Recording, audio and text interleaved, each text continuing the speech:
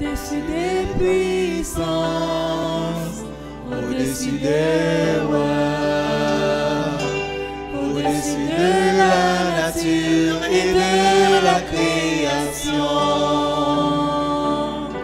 au-dessus de tous les plans des hommes sages, bien avant le monde tu existais, au-dessus des royaumes, au-dessus des trônes, au-dessus des merveilles que ce monde a connues, par-dessus tous les trésors de la terre, rien ne peut mesurer ta valeur. Crucifié, seul abandonné, tu as souffert, méprisé, rejeté, telle une rose foulée sous nos pieds. Tu m'as sauvé, tu m'as aimé, par-dessus tout.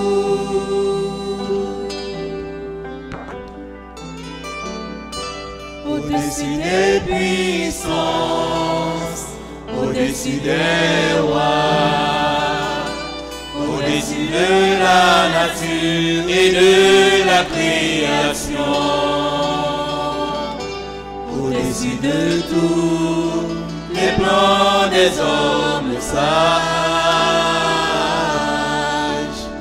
bien avant le monde tu existais, au-dessus des royaumes, au-dessus des trônes, au-dessus des merveilles que ce monde a connues, par-dessus tous les trésors de la terre, rien ne peut mesurer ta valeur. Crucifié, seul abandonné, tu as souffert, méprisé, rejeté, telle une rose foulée sous nos pieds. Tu m'as sauvé, tu m'as aimé, par-dessus crucifié, seul abandonné, tu as souffert, méprisé, rejeté, telle une rose foulée sous nos pieds. Tu m'as sauvé, tu m'as aimé, par-dessus tout.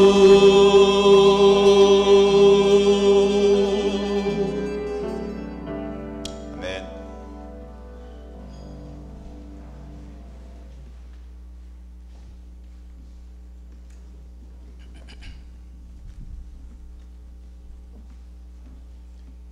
Mesdames, Messieurs, frères et sœurs, chers amis, bonsoir.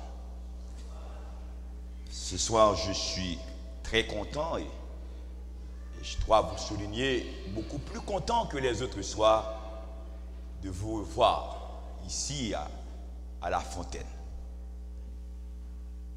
On a eu une journée très fraîche avec la pluie. Personnellement, j'aime la pluie. Mais je dois vous dire aussi que je n'aime pas la neige. Mais j'aime la pluie. Et lorsque je prêche, vous voyez la pluie, rassurez-vous, ça ne me dérange pas. C'est le moment de venir parce que je crois tant qu'il y a pluie visible, autant qu'il y a le Saint-Esprit. C'est ma foi.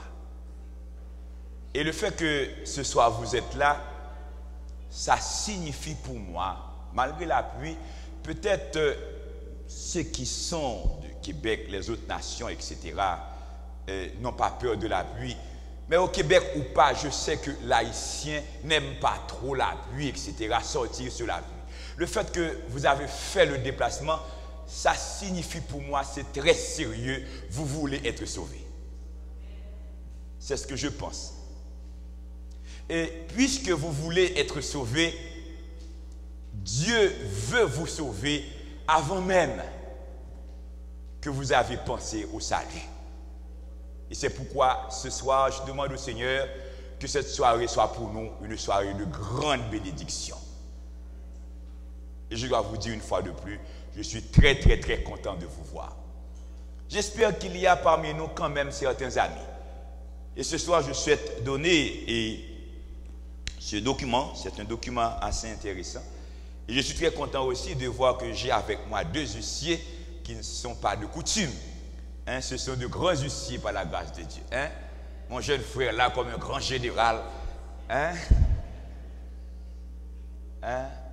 Quel est le grade là? Tu es général, colonel, ami, explorateur, on ne sait pas. Alors, les amis qui sont dans la salle, nos deux jeunes frères et sœurs vont distribuer ce document. Et si ce n'est pas suffisant, frère Fed va nous donner d'autres.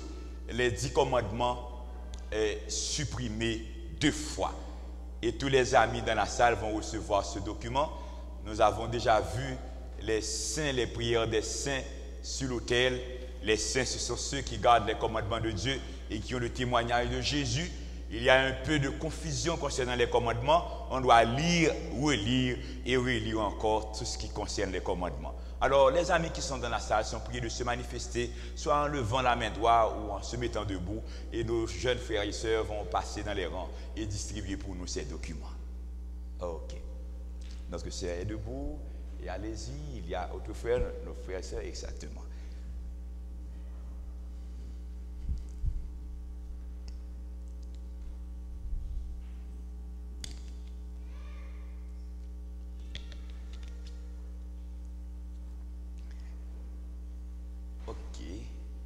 Merci et vous avez fait bon job.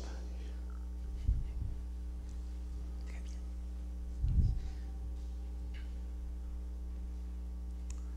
Nous prions le Seigneur.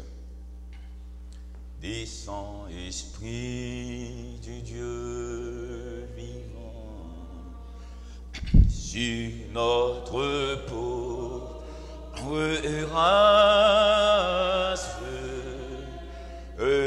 qui s'est perdu en poursuivant l'illusion qui passe.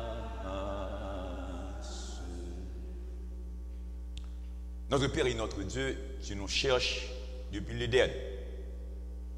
En criant dans le jardin, Adam, où es-tu? En Adam, tu disais déjà, Luders, où es-tu? Tu t'es fait homme pour nous sauver. Tu nous as cherchés à la croix. Tu es mort, tu es ressuscité. Aujourd'hui, tu es vivant. Tu nous as promis le Saint-Esprit. Nous avons l'assurance que tu nous donnes le Saint-Esprit. Cette série de conférences s'est planifiée par le Saint-Esprit. Les messages de chaque soir, le Saint-Esprit est toujours là. Et ce soir encore, je t'en supplie de nous accorder la plénitude du Saint-Esprit. Que chacun de tes enfants ici présents ce soir soit rempli du Saint-Esprit. Que le Saint-Esprit puisse convaincre nos cœurs des péchés qui sont en nous. Parfois, nous avons des pratiques qui sont contraires à ta sainte volonté. La société moderne l'accepte. Même l'Église tolère ces pratiques. Et pourtant, toi, tu n'es pas d'accord avec nous. Là où nous sommes très à l'aise, et pourtant ce n'est pas ta volonté, que le Saint-Esprit nous révèle nos fautes et fait nous la grâce de nous jeter à la croix avec un cœur brisé et contrit, avec la conviction, dès qu'on se repent avec un cœur sincère, tu nous pardonnes déjà. Je t'en supplie, mon Père, que tous tes enfants ici présents ce soir soient pardonnés. Que l'église Saint-Léonard-la-Fontaine soit pardonnée. Que les habitants de Tchélaga, de Maisonneuve, Cadillac, La Fontaine soient pardonnés.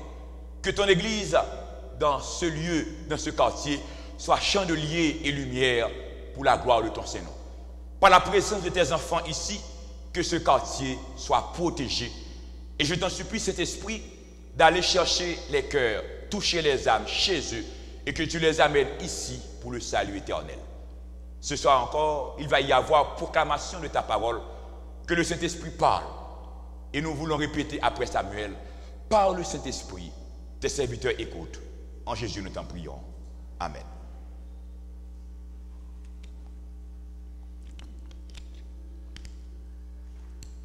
Notre sujet pour ce soir se situe dans Apocalypse 11 et le titre c'est les deux témoins.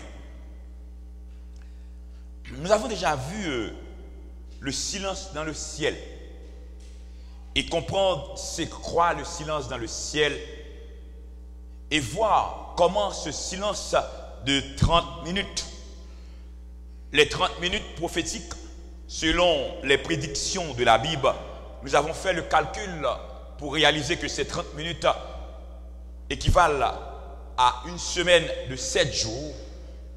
On a eu une semaine de 7 jours avant la destruction du monde par le déluge. On aura encore une semaine de 7 jours, tandis qu'il va y avoir la 7e trompette. Et Jésus va revenir, car le Seigneur Jésus nous a dit, ce qui arrivera du temps de Noé, arrivera de même à l'avènement du Fils de l'homme. Nous avons déjà vu aussi le petit livre ouvert et comprendre à travers la parole de Dieu, ce petit livre ouvert signifie que le livre qui a été scellé du temps de Daniel, parce que l'ange a dit à Daniel, tiens, scellé le petit livre. Daniel n'a pas pu même comprendre ce qu'il écrivait, quoique Daniel a été un sage dans la cour de Babylone. Nos connaissances intellectuelles ou scientifiques ne peuvent pas nous permettre de comprendre la réalité de Dieu. Et dans notre sphère, Dieu reste pour nous mystère. Mais dans le petit livre ouvert, le Seigneur s'est révélé. Dieu est révélation. Et nous avons vu que la révélation, c'est Jésus-Christ. Et il n'y a aucun mystère. L'Apocalypse que nous étudions, l'Apocalypse, contrairement aux profanes, même lorsque peut-être ils sont scientifiques, ne signifie pas catastrophe, fin du monde. Mais Apocalypse de préférence, c'est révélation. Et jusqu'ici, nous avons pu voir que le Seigneur nous a révélé deux éléments importants. C'est premièrement, Jésus glorifié. Qui est-il?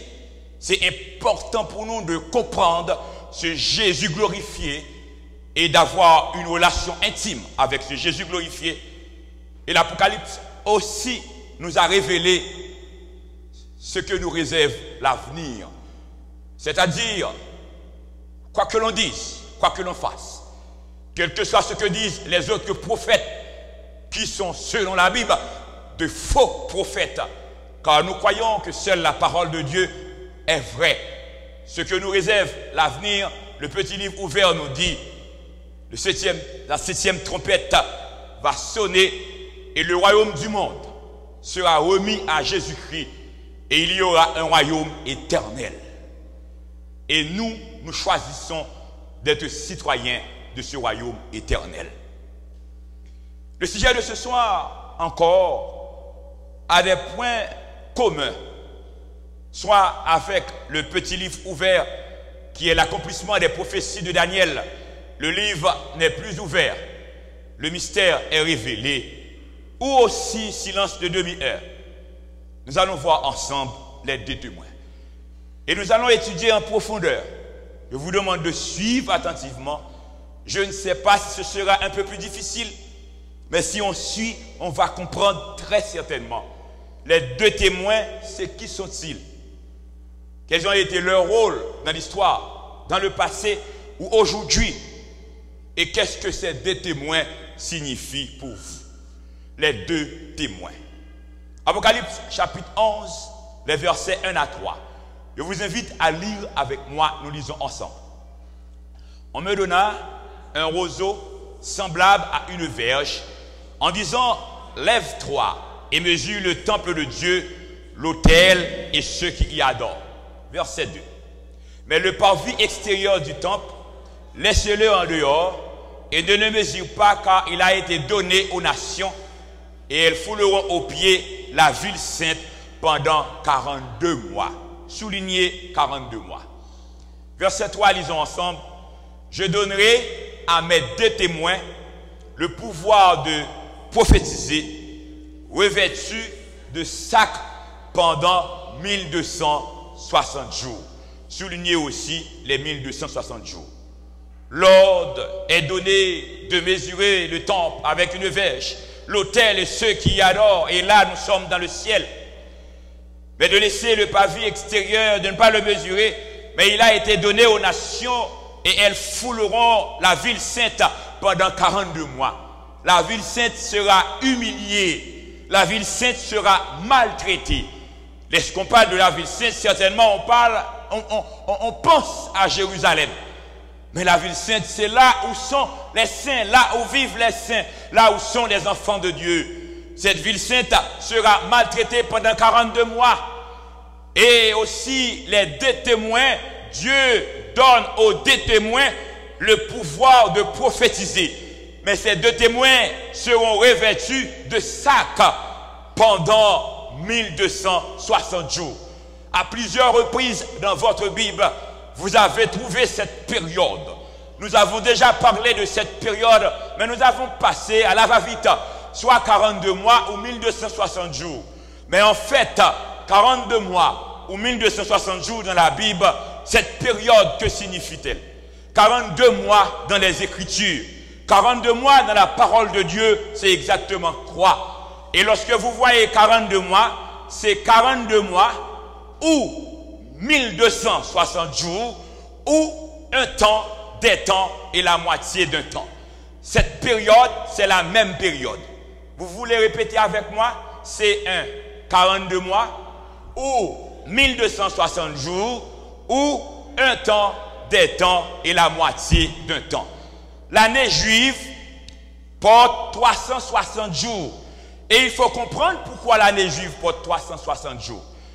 Au 4e jour, Dieu a créé les luminaires. Et les luminaires sont là pour marquer le temps. Le mois à 30 jours. L'année à 360 jours. On parle dans notre sphère, dans notre civilisation de 365.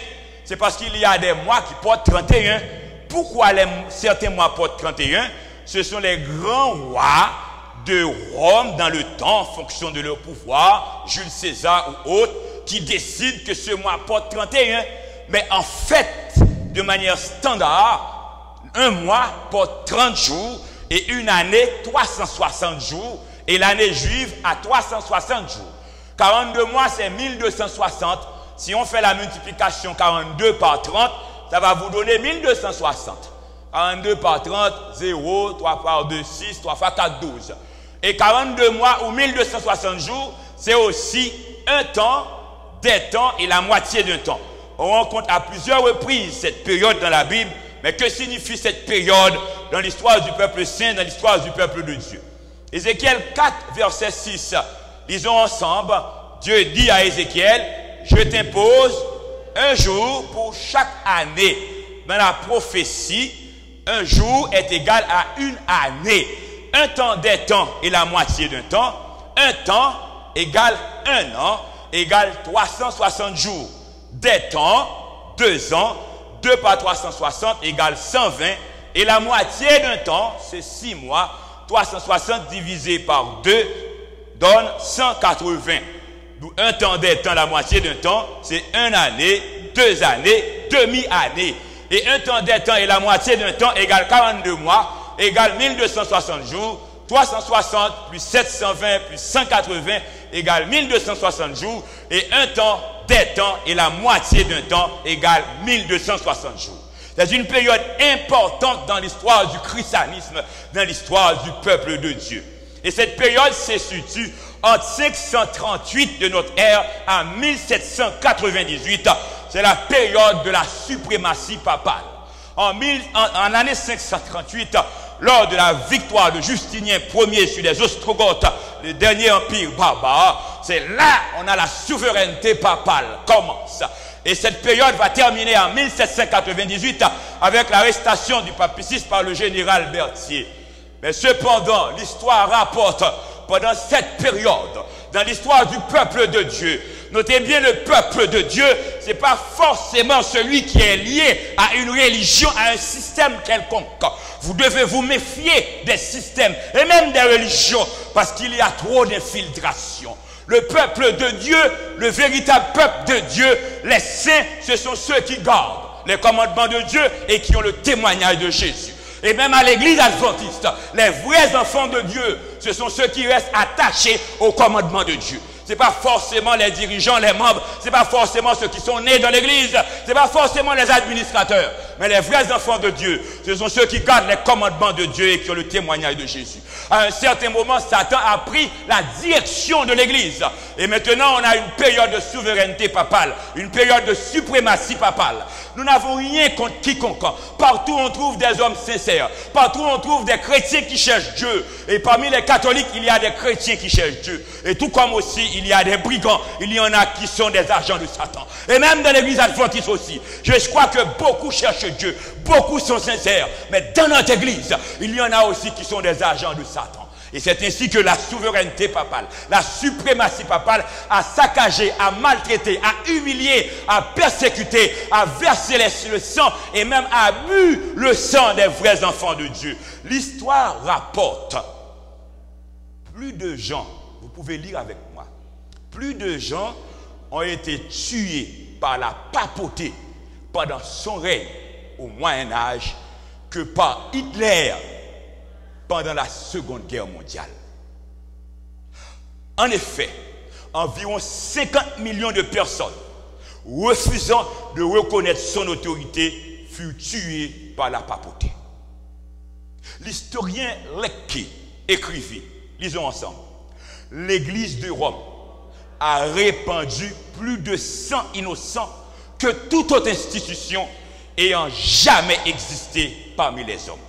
C'est écrit dans Montée et influence du rationalisme en Europe, volume 2, page 32. C'est l'histoire, on peut aller et consulter. Pourquoi on a eu tous ces morts? Pourquoi tous ces crimes? Qui la papauté a tué tant? Pourquoi la papauté a tué tous ces gens? Et ces gens que Rome a tués, on parle de l'église de Rome, qui sont-ils? Pourquoi on les a tués? Apocalypse 12, verset 16 nous dit, lisons ensemble, verset 6, Apocalypse 12, verset 6, lisons ensemble. Et la femme s'enfuit dans le désert où elle avait un lieu préparé par Dieu afin qu'elle fût nourrie pendant 1260 jours. La femme s'enfuit dans le désert. L'Église laisse l'Europe. La femme, c'est l'Église. Mais il y avait un lieu préparé par Dieu pendant une période de 1260 jours. C'est la période de 538 à 1798.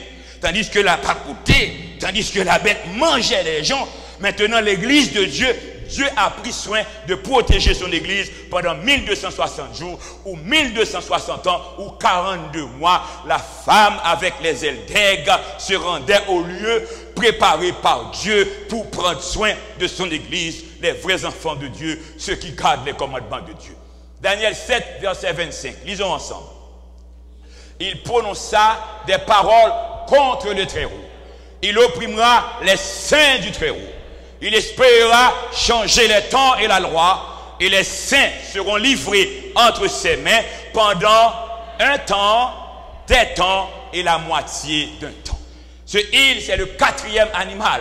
Et ce quatrième animal avec 10 cornes, il y a la petite corne qui est encore la papauté, qui a espéré changer les temps et la loi a été changée. pas nécessaire pour moi. L'important pour moi, ce n'est pas votre croyance, vous êtes de quelle religion. Mais sachez que la loi a été changée. Les commandements de Dieu ont été changés. Le 4e commandement a été changé. Et le 4e commandement parmi les 10, c'est le seul commandement où il est fait mention de temps et de loi à la fois. 4e commandement, c'est la loi. Le temps, souviens-toi du jour du repos pour le sanctifier. Le 4e animal, Rome, l'a papauté, l'a changé. Et il avait persécuté les saints. Les saints seront livrés entre ses mains pendant un temps, des temps et la moitié d'un temps, encore 1260 jours ou 1260 années ou 42 mois de persécution de l'Église, où ce temps, les deux témoins auront aussi à prophétiser.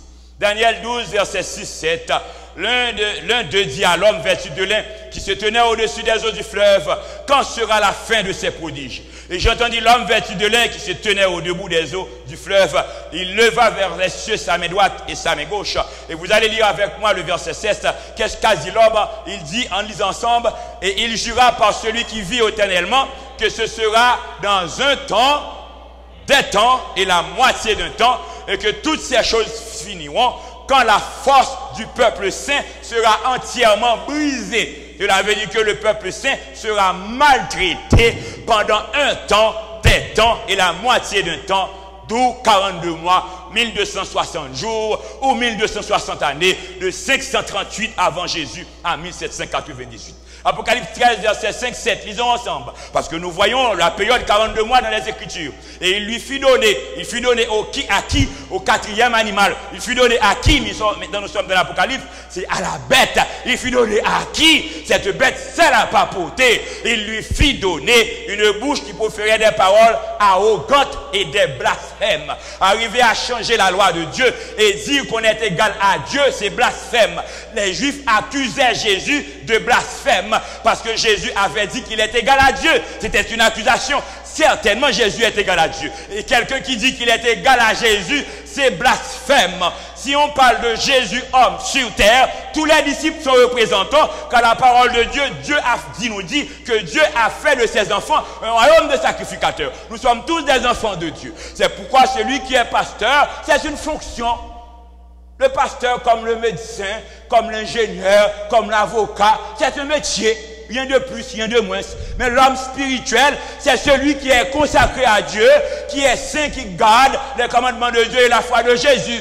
Au pied de la croix, le terrain est nivelé. Il n'y a pas de dimension de supériorité spirituelle. Et la supériorité spirituelle, c'est dans l'humilité et sur vos deux genoux. Être fidèle à Dieu, c'est pas dans une position, c'est pas dans une fonction. Cette question, quelqu'un dit qu'il est égal à Dieu, c'est blasphème et ça c'est de l'arrogance spirituelle. Et il lui fut donné le pouvoir d'agir pendant 42 mois. Et pendant 42 mois, ces 42 mois, qu'est-ce qui était arrivé? Et elle ouvrit sa bouche pour proférer des blasphèmes contre Dieu, pour blasphémer son nom et son tabernacle et ceux qui habitent dans le ciel. Et le verset 7, lisons ensemble, il lui fut donné de faire la guerre aux saints et de les vaincre. Et il lui fit donner autorité sur toute tribu, tout peuple, toute langue et toute nation. Et cette autorité lui a été donnée pour une période de 42 mois. La dernière phrase du verset 5, il lui fit donner le pouvoir d'agir pendant combien de temps? Pendant 42 mois. De 538 à 1798, arrestation du pape par le général Berthier. Maintenant, retournons à nos deux témoins. Apocalypse 11, verset 3. Qu'est-ce qu'il a dit? Qu'est-ce qui est dit? Je donnerai à mes deux témoins le pouvoir de prophétiser, revêtus de sac pendant 1260 jours. Est-ce que vous voyez l'harmonie qu'il y a dans la parole de Dieu? Les saints ont été livrés pendant un temps, des temps et la moitié d'un temps, persécutés. La femme a été dans le désert, un lieu préparé par Dieu pour s'occuper de son église. Et les deux témoins ont le pouvoir de prophétiser, mais les deux témoins sont revêtus de quoi? De sac. Pendant une période de 1260 jours.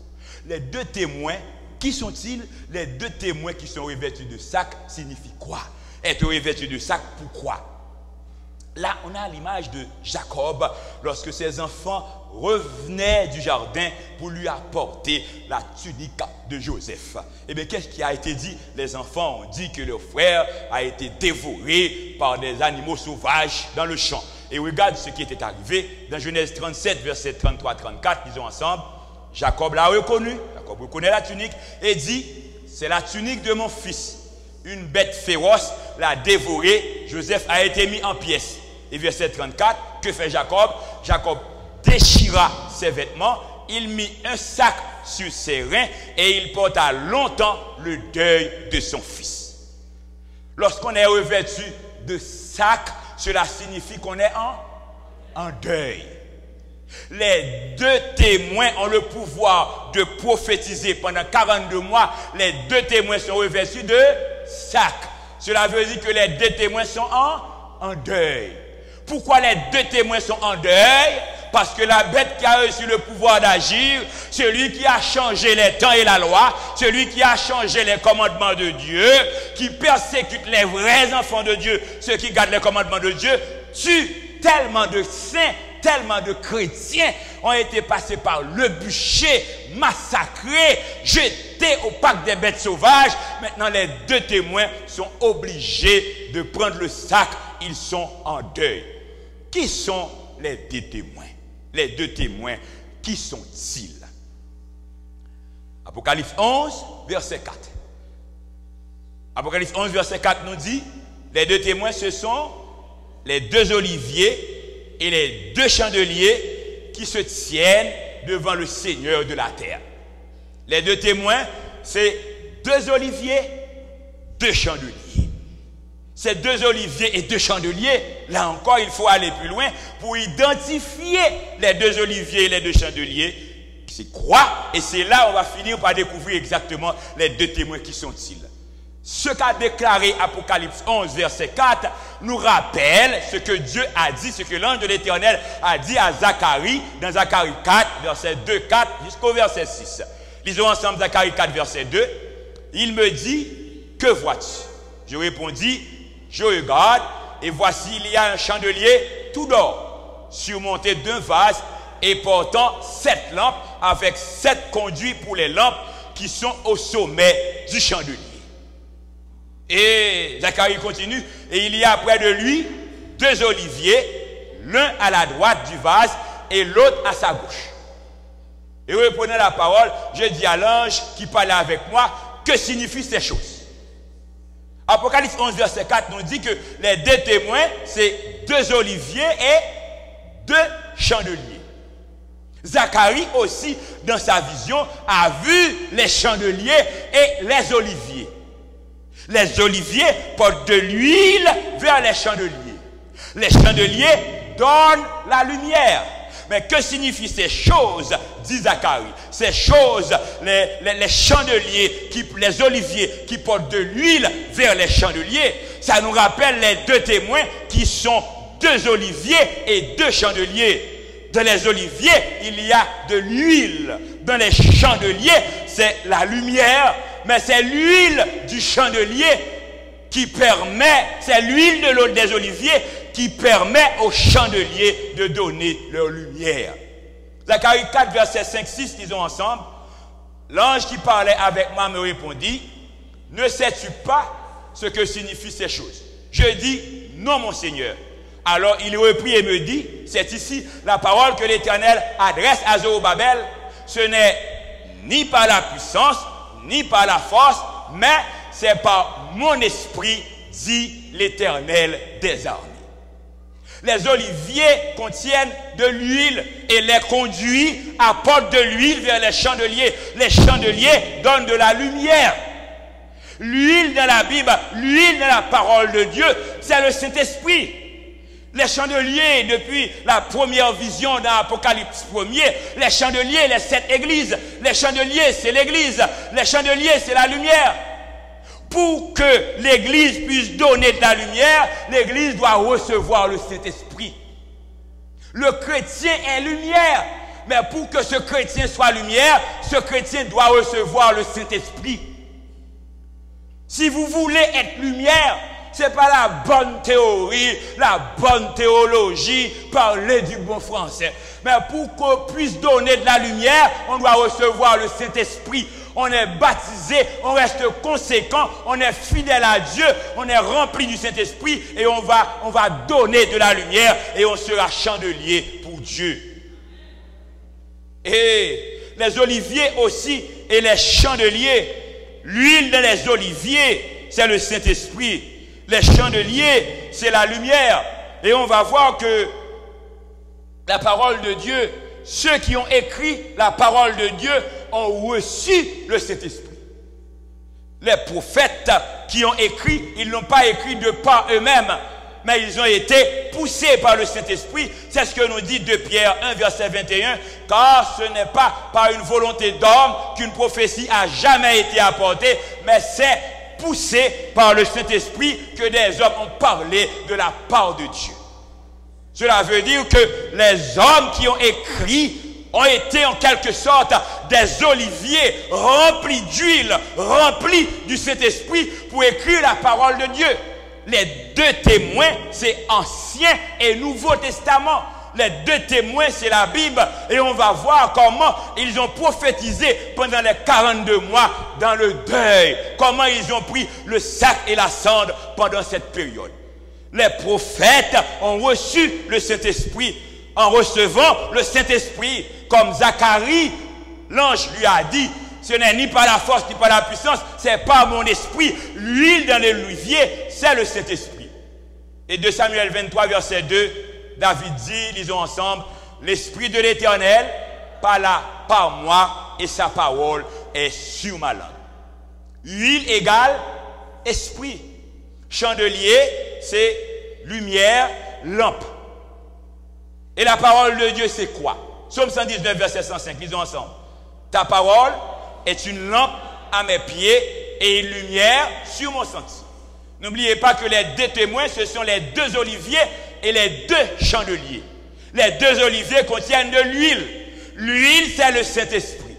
Les prophètes ont prophétisé, ont écrit la Bible, poussés par le Saint-Esprit, ils ont reçu le Saint-Esprit. Le chandelier, c'est la lumière. Le chandelier, c'est la lampe. La parole de Dieu, c'est quoi? Ta parole est une lampe à mes pieds et une lumière sur mon sentier.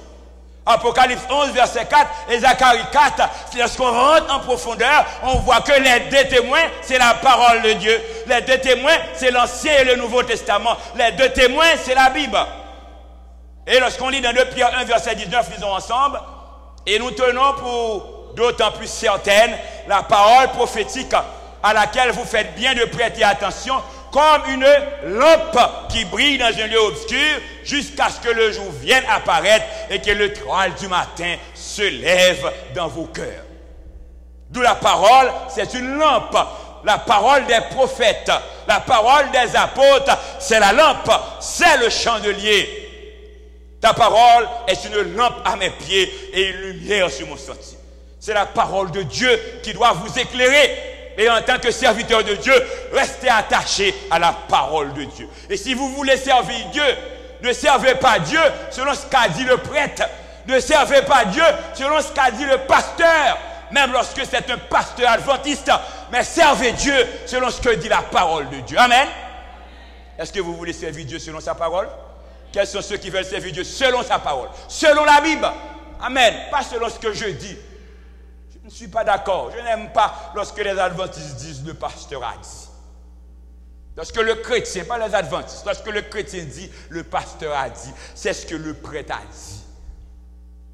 Je vais dire quelque chose qui est très fort. On critique beaucoup l'autre qui a dit que la religion est l'opium du peuple. Mais on doit rentrer en profondeur pour comprendre. Il n'a pas dit que Dieu est l'opium du peuple. Mais il a dit que la religion. Mesdames, messieurs, frères et sœurs bien-aimés, la religion a fait beaucoup de tort à la société. Et nous devons le comprendre. Et nous devons le confesser. Et nous devons reconnaître que nous, comme hommes de Dieu, nous devons servir Dieu selon la parole de Dieu. On a trop fait. Et pendant trop longtemps, l'Église a trop fait. Et pas seulement les autres. Nous devons marcher sur nos gardes pour mener le peuple selon la parole de Dieu. La parole de Dieu. Seulement la parole de Dieu est toujours la parole de Dieu. Pas l'opinion d'un homme, pas les sentiments d'un homme. Ta parole est une lampe à mes pieds et une lumière sur mon sentier. Et lorsque vous êtes confus, lorsque vous ne pouvez pas comprendre, lorsque la parole vous dépasse, lorsque vous n'avez pas étudié, lorsque vous ne pouvez pas pénétrer ce qui est dit, mettez-vous sur vos deux genoux, demandez à Dieu de vous diriger. Il y a des choses dans la Bible que je ne peux pas vous expliquer, mais le Saint-Esprit est capable de vous l'expliquer. Et quand vous êtes sincère, c'est pourquoi je remercie Dieu pour cet évangile. Ce n'est pas un évangile pour dire aux autres de venir à moi, c'est la meilleure religion. Mais c'est un évangile pour dire aux autres de venir à la parole de Dieu, de garder les commandements de Dieu et d'avoir la foi en Jésus. C'est ce que vous devez faire. Mesdames, messieurs, chers amis, je vous invite à faire ce choix. Le choix de la parole de Dieu, le choix de Jésus-Christ, le choix du Saint-Esprit. C'est là que vous êtes sauvés. Vous n'êtes pas sauvés dans un système ou dans un groupe. Ta parole est une lampe à mes pieds et une lumière sur mon sentier. Les deux témoins égale feu. Apocalypse 11, verset 5. Si quelqu'un veut leur faire du mal, encore on parle des deux témoins, du feu sort de leur bouche et dévore leurs ennemis. Si quelqu'un veut leur faire du mal, il faut qu'ils soient tués de cette manière. Les deux témoins sont du feu et pourtant on leur a fait du mal. Jérémie 5, verset 14, parce que vous avez dit cela, voici je veux que ma parole dans ta bouche soit du feu et ce peuple du bois, est-ce que le feu les consume? Les deux témoins égale Élie et Moïse. Les deux témoins de l'Ancien et le Nouveau Testament. Les deux témoins du feu. Les deux témoins Élie et Moïse. Nombre 16, verset 28 et verset 35. Parce que Dathan et Abiram se sont révoltés contre Moïse. Ils voulaient donner un coup d'état à Moïse. Et pourtant Moïse a été choisi par Dieu. Et bien voici ce que Moïse leur a dit. Moïse dit, à ceci, vous connaîtrez que l'Éternel m'a envoyé pour faire toutes ces choses et que je n'agis pas de par moi-même. Verset 35, un feu sortit d'auprès de l'Éternel et consuma les 250 hommes qui offraient le parfum. Ces hommes qui étaient en révolte contre Moïse, c'est peut-être un passage dur. Moïse était quelqu'un de très patient, de très humble. Il voulait renverser Moïse. Et Moïse a dit, à ces paroles, vous connaîtriez si je viens de Dieu, que le feu descend sur vous. Un feu sorti d'auprès de l'Éternel les a consumés. Élie aussi a fait la même expérience. 2 Rois 1, verset 12. Élie leur répondit, si je suis un homme de Dieu, que le feu descende du ciel et te consume, toi et tes 50 hommes. Et le feu de Dieu descendit du ciel et les consuma, lui et ses 50 hommes. Nous venons de voir dans Jérémie que les deux témoins constituent le feu. Et depuis Apocalypse 11, verset 5, eh bien la parole de Dieu, c'est du feu. Moïse, les deux témoins Moïse. Apocalypse 11, verset 6, deuxième partie. Lisons ensemble. Et les deux témoins, ou les deux témoins, ont le pouvoir de changer les eaux en sang et de frapper la terre de toute espèce de plaie chaque fois qu'ils le voudront.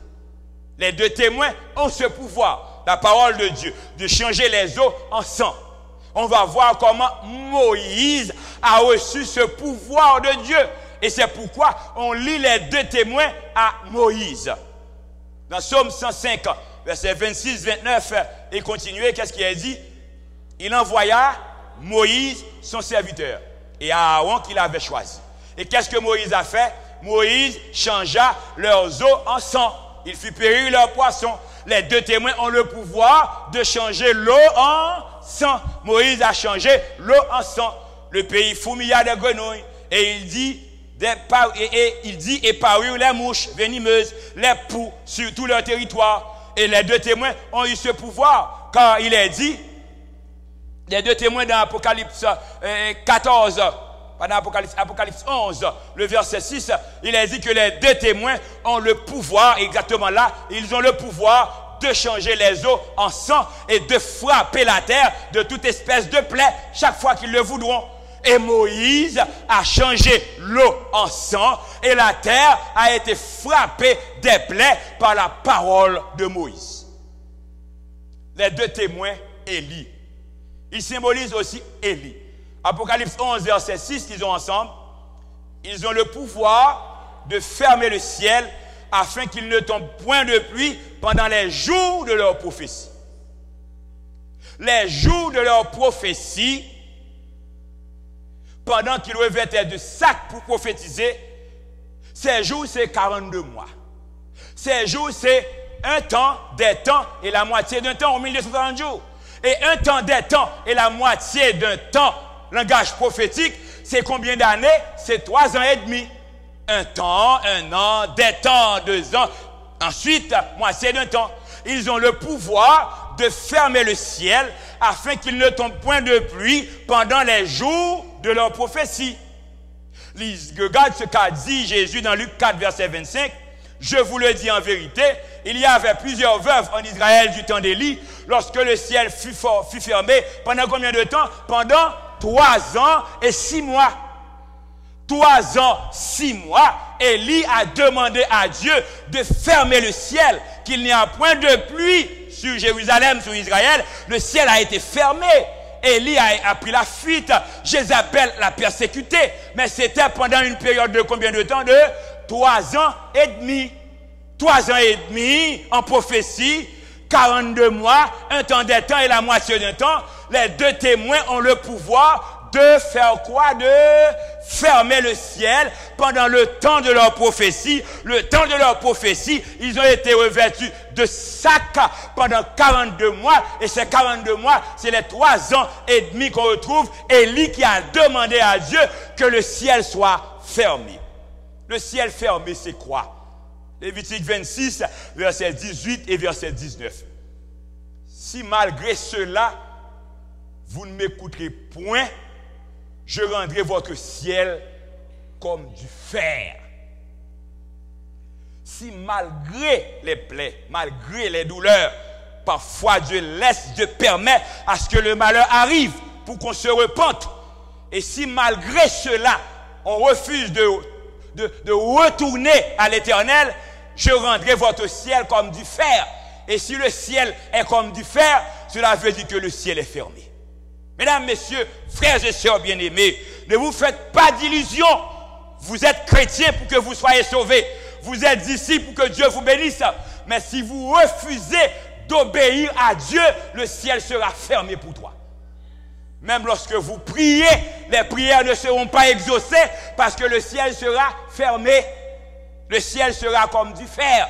Après le baptême de Jésus, les cieux s'ouvrirent. Les enfants de Dieu qui obéissent à Dieu, les cieux s'ouvrent pour eux. Lorsque vous ne voyez pas d'où la délivrance va venir, mais le ciel va s'ouvrir. Mais si on refuse d'obéir à Dieu, les cieux vont fermer. On ne va pas recevoir le Saint-Esprit. On ne va pas recevoir la bénédiction et les prières ne seront pas exaucées. Et pendant cette période de Moyen-Âge, les cieux ont été fermés. On a eu aussi des plaies. On a eu aussi des guerres terribles. On a eu ici des mauvaises situations. Parce qu'on n'a pas eu d'église. Les vrais hommes de Dieu ont été maltraités, humiliés, rejetés. Les cieux ont été fermés. Deutéronome 28, verset 15 et verset 23, qu'est-ce qui est dit? Lisons ensemble. Mais si tu n'obéis point à la voix de l'Éternel ton Dieu, si tu n'observes pas et ne mets en pratique tous ces commandements, qu'est-ce qui arrivera? Le ciel sur ta tête sera d'airain.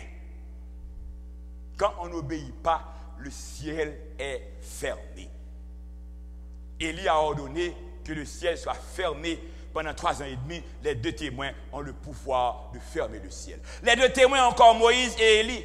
Moïse, la loi, et Élie, le prophète. Deutéronome 4, verset 33. Lisons ensemble. Moïse nous a donné la loi, héritage de l'assemblée de Jacob. 1 roi 18, verset 22, lisons ensemble. Et Élie dit au peuple, je suis resté seul des prophètes de l'Éternel et il y a 450 prophètes de Baal. Moïse est lié à la loi et Élie au prophète. Les deux témoins, c'est la loi et les prophètes. La Bible, c'est la loi et les prophètes. Jésus dit aux disciples, n'avez-vous pas lu dans la loi et les prophètes? À chaque fois que la Bible parle de la loi et les prophètes, c'est de toutes les Écritures. Les deux témoins, c'est la loi et les prophètes. La loi, Moïse, les prophètes, Élie. Malachie 4, verset 4-5, lisons ensemble. Souvenez-vous de la loi de Moïse, mon serviteur, auquel j'ai prescrit en Horeb pour tout Israël des préceptes et des ordonnances. Ça, c'est Moïse. Et le verset 5 nous dit, voici, je vous enverrai Élie, le prophète, avant que le jour de l'Éternel arrive, ce jour grand et redoutable. Les deux témoins, Moïse et Élie, les deux témoins ont le pouvoir de changer l'eau en sang, de frapper la terre par des plaies, ce que Moïse a fait. Les deux témoins ont le pouvoir de fermer le ciel pendant 3 ans, 6 mois, ce que Élie a fait. Les deux témoins, c'est la loi et les prophètes, d'où la loi et les prophètes, c'est la Bible. Les deux témoins, c'est la Bible. Les deux témoins, c'est la parole de Dieu. Les deux témoins ont prophétisé pendant 1260 ans, 42 mois, dans le sac. Ils étaient en deuil à cause des persécutions contre les vrais enfants de Dieu qui veulent garder la parole de Dieu. Et je vous en supplie, chrétiens du monde entier, chrétiens ici, retournez à la parole de Dieu. Seule la parole de Dieu est vraie. Et même moi qui vous parle, si je vous dis quelque chose qui n'est pas conforme à la parole de Dieu, je vous en supplie de grâce de le rejeter. Parce que je ne veux pas porter cette responsabilité devant Dieu d'avoir conduit son peuple en erreur. Parce que les prophètes qui ont prophétisé au nom de Baal, qui ont enseigné mensonge au peuple, ces prophètes seront sévèrement punis par l'Éternel. C'est pourquoi je ne souhaite pas enseigner le mensonge. Les deux témoins vaincus. Les deux témoins ont été vaincus. Nous sommes encore dans Apocalypse 11. Apocalypse 11, c'est le chapitre des deux témoins. Lisons ensemble. Quand ils auront achevé leur témoignage, la bête qui monte de l'abîme fera la guerre, les vaincra et les tuera. On se souvient de la bête, la période 42 mois, ils ont été persécutés. Ils ont achevé leur témoignage, la bête monte de l'abîme. L'abîme, c'est là où il y a du désordre, du chaos. Leur fera la guerre, les vaincra et les tuera. Et leurs cadavres seront sur la place de la grande ville qui est appelée dans un sens spirituel Sodome et Égypte, là même où leur Seigneur a été crucifié. C'est dans un sens spirituel. Vouloir détruire les deux témoins, c'est vouloir détruire Jésus-Christ. Car la parole est Dieu, la parole est Jésus-Christ. Mesdames, messieurs, frères et sœurs bien-aimés, je vous invite à comprendre que le combat entre le bien et le mal, la lutte pour nous sauver, c'est une bataille dure. C'est une bataille très dure. Et Satan a tout fait. Parfois, on vit la vie spirituelle avec trop de légèreté, trop de simplicité et trop de naïveté. La bataille est dure et Satan a tout fait pour nous détruire. Satan a tout fait pour détruire l'Église. Satan a tout fait pour détruire l'Église, la Bible. Satan a tout fait pour détruire l'Évangile. Mais heureusement, l'Éternel des armées est le plus grand. Dieu veille. Dieu veille sur sa parole. Dieu veille sur ses enfants. Dieu veille sur son Église. Les deux témoins ont été tués et leurs cadavres seront sur la place de la grande ville qui est appelée dans un sens spirituel Sodome et Égypte, là où le Seigneur a été crucifié. Apocalypse 11, verset 9. Des hommes d'entre les peuples, les tribus, les langues et les nations verront leurs cadavres pendant 3 jours et demi et ils ne permettront pas que leurs cadavres soient mis dans un sépulcre. Mais là encore, on parle de cadavres, les deux témoins sont tués et nous disons que les deux témoins, que représentent les deux témoins? L'Ancien et le Nouveau Testament. Les deux témoins, c'est la Bible, la parole de Dieu. Leurs cadavres n'ont pas été mis au sépulcre. On va voir leurs cadavres pendant 3 jours et demi. Les cadavres des deux témoins sur la place publique. Mais allons pour voir, ça a rapport un peu aussi avec l'histoire. 10 novembre 1793, abolition de la religion et suppression de la Bible en France. On a aboli la religion, on a supprimé la Bible, la parole de Dieu. On n'a pas droit d'avoir la Bible en main. 10 novembre 1793. les 2 témoins ont été tués. Et de 1793 à 1797, ça donne 4 ans, mais on parle 3 jours et demi, la moitié est entre 93 et 97. Toutes les Bibles retrouvées en France furent brûlées. Les 2 témoins ont été tués. Les Bibles ont été brûlées sur la place publique. On n'avait pas droit d'avoir une Bible en main. Les 2 témoins ont été tués et on a vu leur cadavre pendant combien de jours? Pendant 3 jours et demi, c'est-à-dire 3 ans et demi. Voici une déclaration de Mirabeau pendant la période de la Révolution française. Mirabeau a dit, vous n'arriverez à rien si vous ne déchristianisez la Révolution. Vous n'arriverez à rien si vous ne déchristianisez la Révolution. On a été obligé de brûler toute la Bible et les 2 témoins ont été tués. On a eu leur cadavre sur la place publique dans cette ville. Et c'est là aussi qu'on commence avec la montée de l'athéisme. C'est là aussi il y a un certain courant qui s'écarte totalement de la Bible et qui pénètre presque dans toutes les églises. C'est pourquoi n'allez pas selon ce que disent les uns ou les autres, une école ou une autre école, allez selon ce que la parole de Dieu a enseigné. Quand le pasteur dit le pasteur, donne-moi un verset. Quand je vous dis, dis-moi, donnez-vous un verset. Parce que beaucoup encore sont de l'école de Mirabeau. Il faut déchristianiser la Révolution. Et aujourd'hui même, on veut même déchristianiser l'Église. On trouve tout à l'Église sauf Christ. Beaucoup de programmes, beaucoup de danse, beaucoup de chants, beaucoup de fêtes, mais la parole de Dieu est mise de côté. Combien de temps on passe à étudier la parole de Dieu, à recevoir l'enseignement, à être en contact avec la parole de Dieu? Combien de minutes qu'on a pour prêcher la parole? Combien de temps qu'on passe dans une semaine, dans un jour, à méditer sur la parole de Dieu? Quand on est en contact avec la parole, on est en contact avec Christ, avec Jésus. On est en train de déchristianiser l'Église. Alors, pour nous entendre au salut, les vrais chrétiens restent attachés à la parole de Dieu, aux 2 témoins, parce que notre salut est dans la parole de Dieu. Notre salut est dans Jésus-Christ. Victoire des 2 témoins. Apocalypse 11, verset 11-12.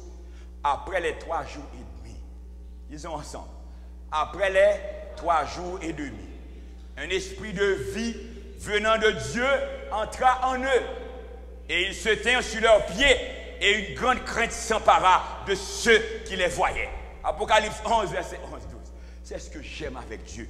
Même lorsque vous voyez la défaite, l'échec, les enfants de Dieu sont humiliés, on a perdu, il n'y a plus d'espoir, mais Dieu va remettre encore son esprit en nous. On n'est jamais perdu avec Dieu. On a brûlé les Bibles, on a détruit les 2 témoins, on les a sacrifiés pendant 42 mois. Les saints ont beaucoup souffert. L'évangile que nous avons, ce n'est pas un évangile de la facilité. Certains ont donné leur vie pour les commandements de Dieu.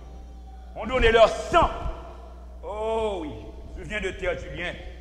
Lorsqu'on allait lui donner le bûcher, il lui a dit, mais laissez cette question de la parole de Dieu. On n'enseignait pas la parole à l'église, on n'enseignait pas la Bible. Il a répondu aux autres, j'ai 80 années depuis que je connais Jésus. Il ne m'a jamais rien fait de mal. Je ne peux pas l'abandonner aujourd'hui. Et le vrai chrétien, même devant la mort, il ne va pas renier sa foi. Je n'ai pas besoin de vous dire pour un travail, pour un mariage, pour les petites vanités de ce genre. Les 2 témoins ont repris vie. Après 3 ans et demi, après les 3 jours et demi, ils ont repris vie. Et ils ont entendu du ciel une voix qui leur disait, montez ici. Et ils montaient au ciel dans la nuée et leurs ennemis les virent. 17 juin 1797. Exactement comme prophétisé 3 ans et demi après le décret de 10 novembre 1793, ayant aboli le christianisme et la Bible. Est-ce que vous voulez continuer à lire avec moi? Le gouvernement français constata son erreur. Et le 17 juin 1797, il supprima toutes ces restrictions à l'endroit de la religion et de la parole de Dieu. Amen. Leurs cadavres ont passé combien de jours sur la place? 3 jours et demi. De 1793 à 1797, il n'y a pas eu de Bible. Toutes les Bibles ont été brûlées.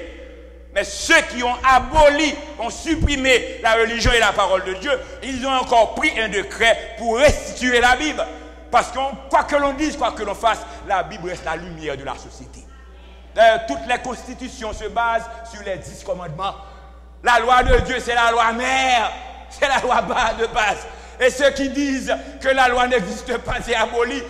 Dans la mesure où il faut un peu de recul pour prendre un peu de conscience, il va voir que le sens de la vie, pour vivre en fausseté, on doit se reposer sur la Bible, sur les commandements de Dieu. D'où les deux témoins ont repris vie. Et non seulement ils ont repris vie, après 17 juin 1797, maintenant il va y avoir beaucoup de Bibles en Europe. Maintenant il va y avoir des sociétés bibliques dans le monde, sociétés bibliques britanniques, sociétés bibliques françaises, etc. Et la Bible reste un best-seller. C'est l'un des livres les plus lus dans le monde entier. Et beaucoup de Bibles dans le monde. Partout dans le monde, on trouve des Bibles. Mais l'ennemi a tout fait pour détruire les deux témoins selon Apocalypse 11. Mais le Seigneur a redonné vie aux deux témoins. Jean 5, verset 39. Jean 5, verset 39. Vous sondez les Écritures parce que vous pensez avoir en elles la vie éternelle. Ce sont elles qui rendent témoignage de moi. Vous voulez relire à nouveau avec moi? Vous sondez les Écritures parce que vous pensez avoir en elles la vie éternelle. Ce sont elles qui rendent témoignage de moi. Mesdames, messieurs, frères et sœurs, nous avons vu les sacrilèges commis par l'Église de Rome, par la papauté. Nous ne sommes pas là pour juger aucune religion. Et nous prenons notre responsabilité sur la parole de Dieu pour vous dire: la vie éternelle n'est pas dans l'Église catholique. La vie éternelle n'est pas dans l'Église baptiste. La vie éternelle n'est pas dans Pentecôtiste. La vie éternelle n'est pas dans une autre is. La vie éternelle n'est pas aussi dans l'Église adventiste. Mais la vie éternelle est dans la parole de Dieu. La vie éternelle est les deux témoins donnent vie. Est-ce que vous voulez avoir la vie éternelle? Est-ce que vous voulez suivre la parole de Dieu? Les deux témoins de Genèse à Apocalypse, Élie et Moïse, la loi et les prophètes, cette parole qui nous sauve.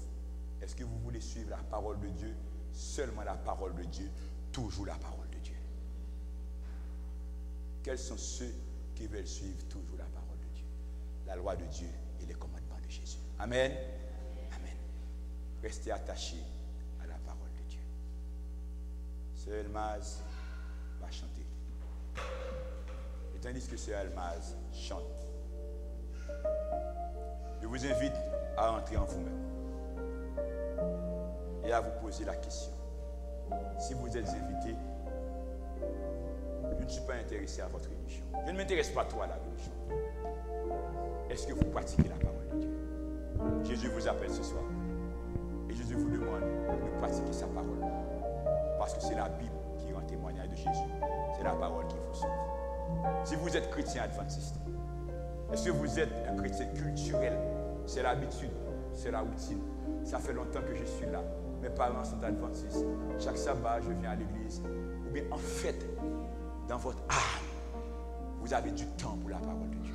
Vous avez du temps pour méditer. Vous avez du temps pour étudier. C'est une richesse inépuisable. Nous avons beaucoup à apprendre sur ce qui s'était passé et sur ce qui viendra. Dieu vous en prie de grâce. Mesdames, messieurs, frères et sœurs bien-aimés, faites confiance à la parole de Dieu. Le Seigneur vous bénisse.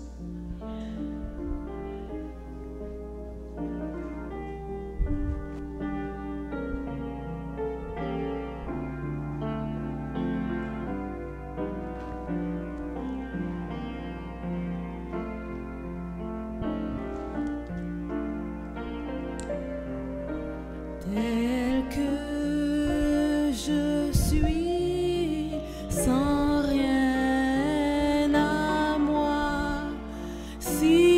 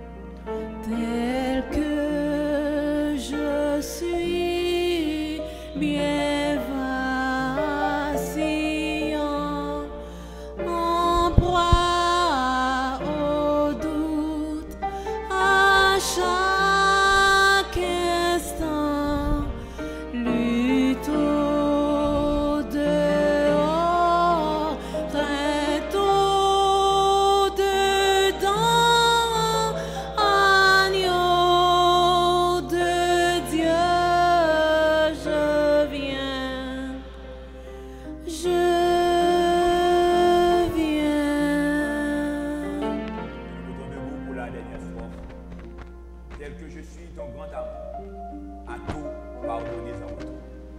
Je veux être à 3 dès ce jour. Là où vous êtes, décidez vous-même à vous donner à Jésus sans retour et dire à l'agneau de Dieu ce soir que vous êtes à lui. Nous chantons ensemble la dernière strophe. Tel que je suis, ton grand amour a tout pardonné sans retour. Je veux être à toi dès ce jour. Agneau de Dieu, je viens, je viens. Seigneur Jésus, dès ce jour, nous voulons être à toi. Mais comment t'appartenir si nous rejetons l'aide des témoins? Comment t'appartenir si nous rejetons la loi et les prophètes? Si nous rejetons les Écritures, car ce sont elles qui rendent témoignage de toi. Je t'en supplie, mon Père, tandis que dans la lutte de la vie, nous luttons, nous courons derrière le travail, les activités de tous les jours. Fais-nous la grâce d'avoir du temps pour toi, du temps pour la parole, du temps pour communiquer avec l'aide de témoins. Je te remercie et je bénis ton Saint-Grand nom. Éternel, une fois de plus, honneur et louange à toi du fait que tu as pu nous conserver ta parole. On a beaucoup dit. On a dit pendant la Révolution, on a tout détruit. Mais le prophète nous dit que Dieu veille sur sa parole. C'est toi qui as redonné vie aux deux témoins. Ils ont prophétisé pendant une période de deuil. L'Église a été persécutée. Les saints ont été égorgés. Aujourd'hui, nous voulons être saints. Seigneur Jésus, que nous soyons scellés par le Saint-Esprit et que nous soyons totalement consacrés à toi. Car l'adversaire est fort. Mais de la même façon que tu as donné vie aux deux témoins après les 3 jours ou 3 ans et demi, tu vas redonner vie à ton Église. Bientôt, nous devons recevoir l'abondance du Saint-Esprit. Et tous ceux qui sont sincères, qui ont la capacité de comprendre, comprendront que la solution aux problèmes du monde, c'est dans la parole de Dieu, c'est dans la loi de Dieu. Fais grâce à ton Église de respecter ta loi et ta parole. Fais grâce à tes enfants qui te cherchent de comprendre la vérité de ta parole. Ouvre grand leurs yeux pour qu'ils acceptent cette parole, car sans toute la parole, sans les deux témoins, on n'a pas Jésus. Nous allons rentrer à la maison et nous voulons rentrer avec toi, Jésus. Que le Saint-Esprit nous remplisse. Fais-nous la grâce de retourner mercredi, mardi et les autres soirées. Parce qu'à chaque fois que nous sommes ici, le Saint-Esprit est là et par ta grâce, nous sommes abondamment bénis. Que ta grâce soit sur nous, bon Père. En Jésus, nous t'en prions. Amen. Amen. Mesdames, Messieurs, frères et sœurs, nous vous remercions. Notre rendez-vous, c'est pour mardi soir. Et le sujet de mardi soir, ce sont les 2 femmes dans l'Apocalypse. Mercredi soir, la bête qui monte de la mer. Je vous bénisse. Bonne rentrée à la maison.